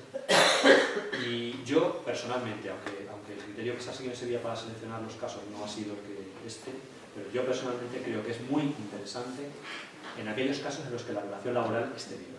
Es decir, cuando es un despido y estáis discutiendo si te pago 10, te pago 12, te pago 15, no te pago nada, lo que sea, pero cuando la relación laboral sigue viva y estáis discutiendo la conciliación de la vida personal y familiar, cómo compatibilizar la conciliación de una persona trabajadora que lo necesita con los intereses de la empresa, que también necesita organizarse bien y atender sus necesidades productivas, cómo compagino esto, movilidad geográfica, movilidad funcional, adaptaciones de horario, en fin, hay multitud de sanciones, ¿no? Donde la relación va a seguir viva. Hay multitud de asuntos en los que si os dan la oportunidad de mediación, que, insisto, no sé cuál va a ser el criterio de Cádiz a la hora de seleccionar materias, pero si os dan la oportunidad yo os animaría, porque creo que en aquellos casos en los que va a haber la sentencia estropea el clima laboral, a veces definitivamente, gane quien gane. Y yo creo que a veces un acuerdo, y los mediadores en eso, los mediadores profesionales yo creo que pueden ayudar, buscar esos puntos de encuentro, que no es, tienen ustedes un acuerdo, ¿no? Como la conciliación de la, tienen ustedes acuerdo o del TEMAC, ¿no? Tienen acuerdo, sí, aquí, no, vale, la casa sin la venencia, sino que esto es una mediación de verdad con una ayuda a que alcancéis un acuerdo, yo creo que puede ser positivo. Y luego, no hay recelo en cuanto a que esto pueda desplazar a los profesionales, o sea, los abogados y los abogados sociales podéis estar en la compañía de vuestros clientes a la mediación, etcétera. Aunque ahí el protagonismo yo creo que lo deben llevar las propias partes, pero no está mal que vayáis, sobre todo para cuestiones de derecho, demás, para que estéis presentes si queréis. Y yo creo que los clientes igualmente valoran cuando les ofreces al final una solución, aunque no haya sido una sentencia, ¿no? Yo creo que cuando tú les has encauzado hacia un medio que les ha dado una respuesta y una solución, no me parece que eso lo valore. Por lo menos mi experiencia en ese sentido fue positiva. Bien, vamos con para terminar con las medidas sustantivas, ¿no? Es decir, han aprovechado la ley, aunque la ley es más bien organizativa, procesal, etcétera, para meter algunas, 2 o 3 cuestiones de tipo sustantivo que tienen que ver con social. Primero, en la extinción del artículo 50, que sabéis que es cuando el trabajador pide la extinción de su contrato por incumplimientos graves del empresario, pagos u otros incumplimientos graves, lo que han hecho es fijar criterios de qué se entiende por impagos y qué se entiende por retrasos continuados, que en realidad lo que hacen es incorporar a la ley, positivizar lo que venía diciendo la jurisprudencia más o menos, ¿no? Entonces, se entiende por retraso superar 15 días respecto a la fecha fijada para el pago, y se entiende por retraso continuado cuando se haya dado retrasos en 6 meses, a lo largo de un año, aún no consecutivos, es decir, en enero, en marzo, en junio, volvió a regresarse, etcétera, etcétera. 6 meses, aunque no sean consecutivos, se entenderá que es causa de resolución, ¿no? Si el trabajador no tiene por qué cobrar 15 días tarde su salario, aunque luego se le pague, tiene que cobrarlo tarde y no puede planificar su economía. Y el impago, ahí sí es criterio jurisprudencial puro y duro, lo de las 3 mensualidades en un año, ¿no? Cuando hay 3 impagos consecutivos o no, pues se ha incorporado, ¿no? Entonces se concreta. Yo creo que no es, o sea, que esto será en todo caso incumplimiento empresarial, yo creo que justifique la extinción, yo creo que seguirá existiendo el margen de interpretación para el juez en otros supuestos, aunque a lo mejor no se cumpla estrictamente todo esto, pero se puede entender. Yo aquí me planteo, ya hace mucho tiempo, me planteo hasta dónde le sale gratis al empresario, ¿no? Es decir, si yo pago 14 días tarde el salario sistemáticamente, por ejemplo, ¿eso es gratis? No puede el trabajador extinguirse, tiene que aguantar y no tiene ninguna otra consecuencia, porque la inspección luego viene y dice, uy, pero no le vamos a poner una sanción a la empresa porque encima agravo sus dificultades de pago, es peor todavía el remedio que la enfermedad. Algo había que hacer ahí. Y antes esto funcionaba, en mi opinión, el criterio era el interés por mora salarial, ¿no? Es decir, usted se retrasa 14 días, vale, pues no puedo extinguir el contrato, no se ha retrasado usted menos, no sé, 4 o 5 días, no importa, pero no pague usted intereses, ¿no? Desde que el Supremo dijo, en una de sus interpretaciones, que empezaban a computar los intereses desde que el trabajador compela al empresario a pagar, en una relación laboral viva en la que el trabajador normalmente no se atreve a exigir nada, y sabemos todos que las cosas se exigen cuando ya se le ha despedido, la mayor parte de las veces, para conservar el clima laboral, para no tener problemas, tal, pues no se reclama, si me pagas tarde, pues ya está, no te voy a pedir interés. Es como cuando los intereses de Hacienda, si no te devolvían a tiempo, los tenías que pedir tú y nadie los pedía, como no estaba callado, ¿no? Hasta que se estableció en la ley que fueran automáticos. Pues Pues esto es parecido, o sea, si nadie se atrevía a pedirle los intereses a Hacienda, decían, bueno, pues si acaso, mejor, si tardan, que tarden, pero que me devuelvan, no sea que me revisen y tal. Si nadie se atrevía a pedirlo, pues imaginaos en el trabajo, ¿quién se atreve a su mujer a decir, oye, que te has retrasado 5 días, el 10%? Yo creo que habría que establecer alguna medida que tuviera alguna consecuencia menor, que no sea la extinción, ¿no? Pero que si tuviera alguna cosa. Se ha resuelto lo que el gobierno llamó error técnico de la ley de paridad, es decir, esa supresión que hicieron, como estaban tramitando dos reformas del mismo artículo por dos leyes distintas, primero se aprobó una que lo reformó y luego se aprobó otra que lo reformó sin tener en cuenta esa reforma, con lo cual volvió a su redacción inicial con un añadido. Entonces hicieron ahí una cosa rarísima en la que se quedó fuera una cosa que acababan de aprobar, que era la nulidad del artículo 55 cuando te despedían después de haber pedido uno de estos permisos, ¿no? La adaptación de jornada de horario del 34.8, el permiso del artículo 37 Este error técnico que llamó el gobierno, pues dijeron, vamos a corregirlo por vía de urgencia, y lo introdujeron en esta ley, que era lo que tenía un poco en tramitación, lo han metido aquí, y efectivamente se ha aprobado. Y era urgente, pero han introducido una vacatio legis desde enero hasta abril. Entonces, mientras todavía, hasta abril, pues esto sigue sin estar en vigor. Vaya usted a saber por qué, ¿no? Porque esa seguridad del puesto estuviera en vigor ya. Desde el primer momento, sobre todo si de verdad era un error. Bueno, vuelve esa nulidad objetiva de esos supuestos. Se introducen las exenciones fiscales de indemnizaciones laborales, que yo creo que el criterio ya ha sentado, pero para evitar cualquier duda, en los casos de despido se dice que la indemnización fijada en CEMAC estará exenta hasta el límite de los 180.000 euros, exenta de IRPF, ¿vale? Con lo cual la indemnización por despido que se pacte en CEMAC, no la que se haga en un pacto privado, pero si la que se pacte en CEMAC tendrá carácter exento. Y se introduce la exención también de las indemnizaciones por daños físicos o psíquicos satisfechos por una entidad aseguradora o asegurar cuando se alcance un acuerdo de mediación, un otro medio adecuado de solución de conflictos, con intervención de una tercera parte neutral y se eleve en la escritura pública. Bueno, ¿para qué puede ser interesante esto? Esto es más bien civil, ¿eh? Pero lo meto aquí para que lo tengáis en cuenta en caso de accidentes de trabajo, sobre todo, ¿no? Quizá en alguna otra cosa laboral pueda tener cabida, pero sobre todo en el caso de accidentes de trabajo sí que tiene. Insisto, aunque está pensado mucho para el civil y para otras cuestiones, pero tenerlo en cuenta porque afectaría también eso. ¿Cuándo entra en vigor esto? Bueno, pues la ley en principio entra en vigor el 23 de enero, en teoría en su conjunto, pero con algunas excepciones. Las medidas organizativas están en vigor en cuanto a su formulación, pero la implantación de los tribunales de instancia y de todas estas cuestiones tiene un calendario. Para el caso de Algeciras, 31 de diciembre de 2025. ¿Vale? La fecha en la que supuestamente debería estar creado el tribunal de instancia de Algeciras y las secciones correspondientes. Vamos a ver si se cumple. Yo imagino que nominalmente sí, y veremos luego el periodo de adaptación real de estas medidas. Y las medidas procesales, es decir, todo esto que hemos ido viendo de novedades en el proceso laboral, entran en vigor el 3 de abril de 2025. Es decir, el 3 de abril ya, 10 días a aportación de la prueba, conciliaciones con posibilidad de pedir la conciliación que sea antes, todas estas cuestiones. La sentencia de viva voz se pueden hacer en aquellos casos en los que no se haya celebrado juicio y se pueden hacer ya a día de hoy, en aquellos casos en los que no se haya celebrado juicio. ¿Y a qué procedimientos se aplican? A los que no estén incoados antes de esa fecha, es decir, a los que estén incoados a partir de esa fecha, es decir, los que estén incoados antes se les aplica transitoriamente la normativa anterior, ¿vale? Fijaos que no es fecha de presentación de la demanda, sino fecha de incoación por el propio juzgado. Entonces, todo lo que juzga incoa a partir del 3 de abril, aunque incluso lo hayáis presentado antes, se somete ya a la nueva ley.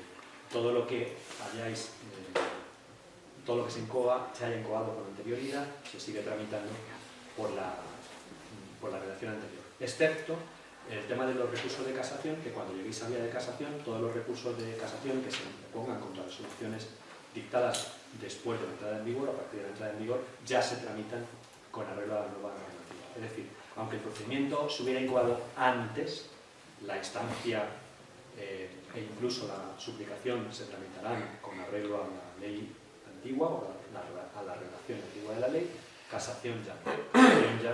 Si se impone, si se pone después de entrar en vigor, será justo. Bueno, siento todo que sea tan abigarrado, ¿no? Y tantas cosas en tan poco tiempo, y que me he extendido más de la cuenta, pero espero que os haya sido útil esta pincelada de la nueva ley.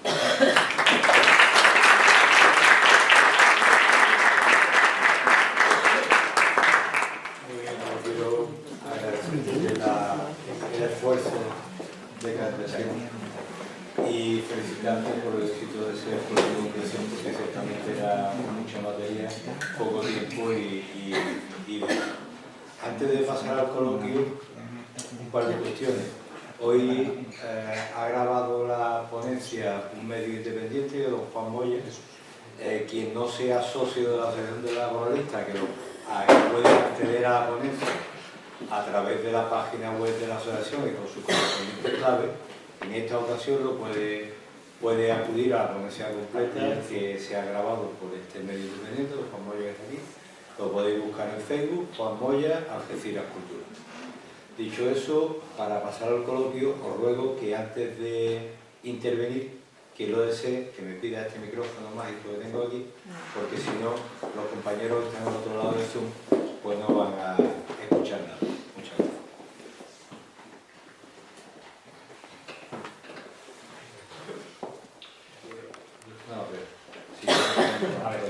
José María Jiménez pregunta: ¿la fecha para considerar el dies a quo para recurrir sentencia in voce?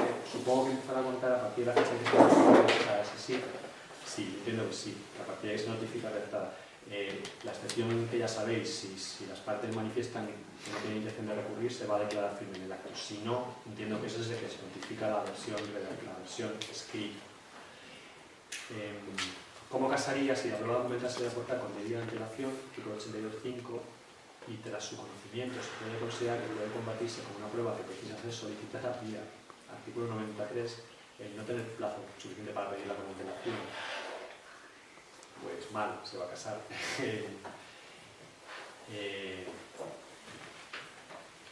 No tengo yo la respuesta a esto. Yo interpreto que como yo decía, echo de menos que se haya planteado como excepción precisamente aquellos documentos cuya necesidad se ponga de manifiesto con las alegaciones de la otra parte. En este caso,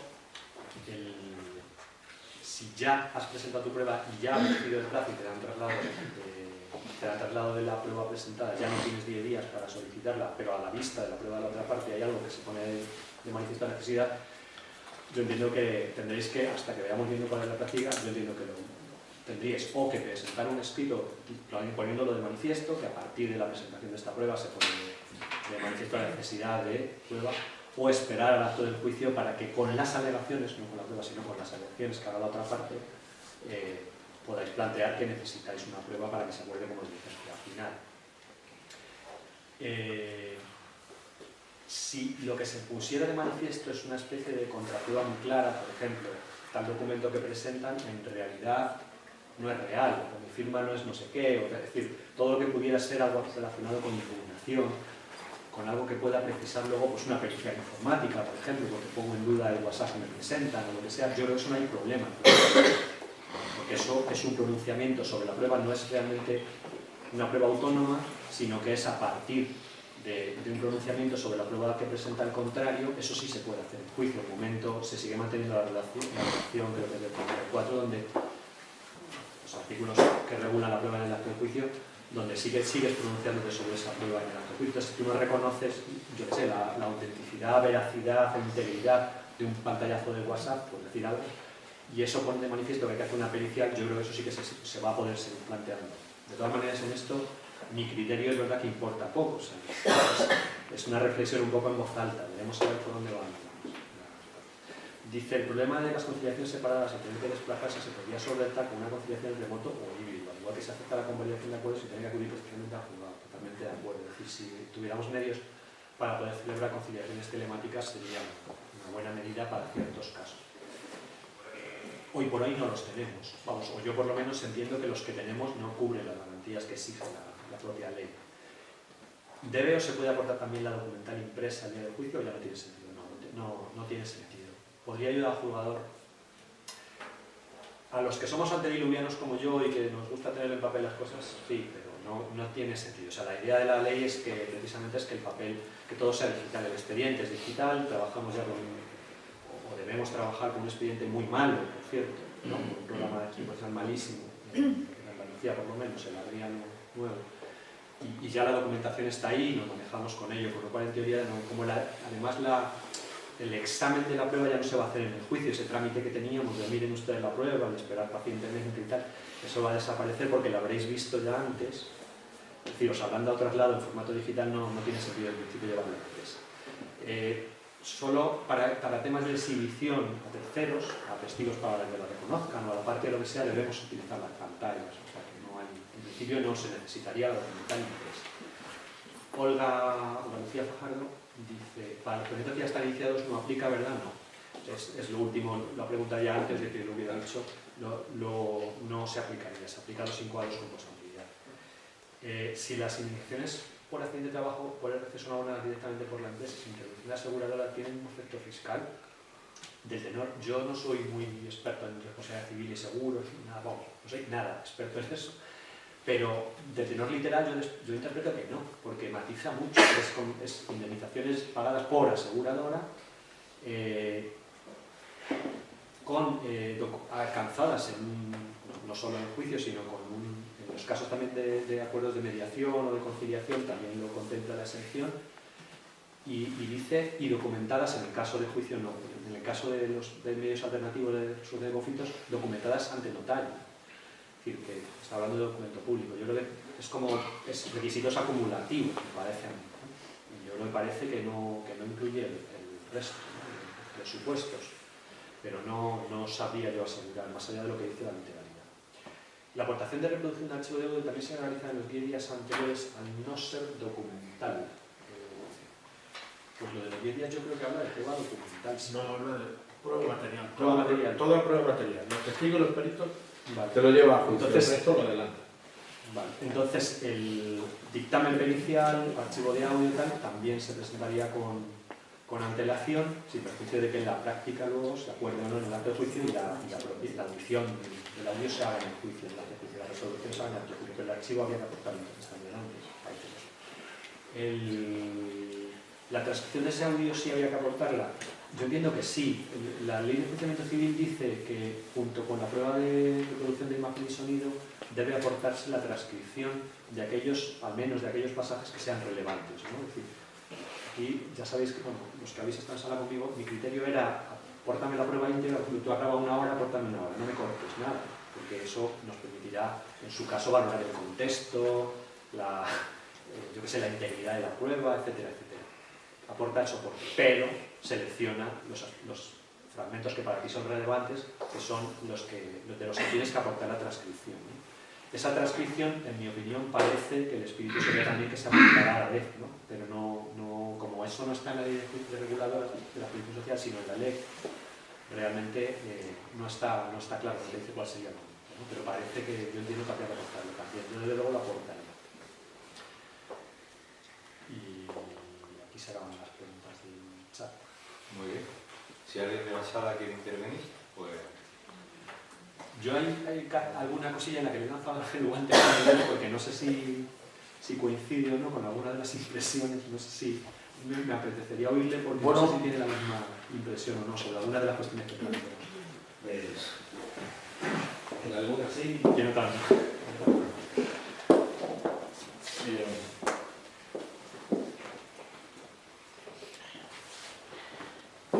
En casi todas las cosas que has planteado estoy de acuerdo y además te agradezco la claridad y la luz que nos has echado sobre esta reforma que tiene una cierta importancia.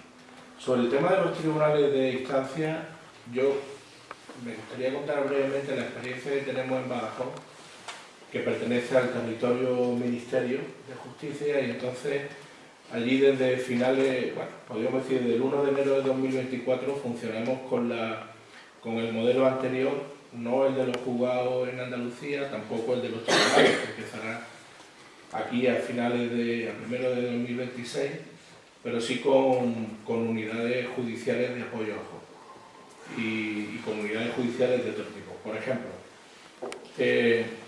para tener una mayor eficiencia y eficacia en los recursos humanos.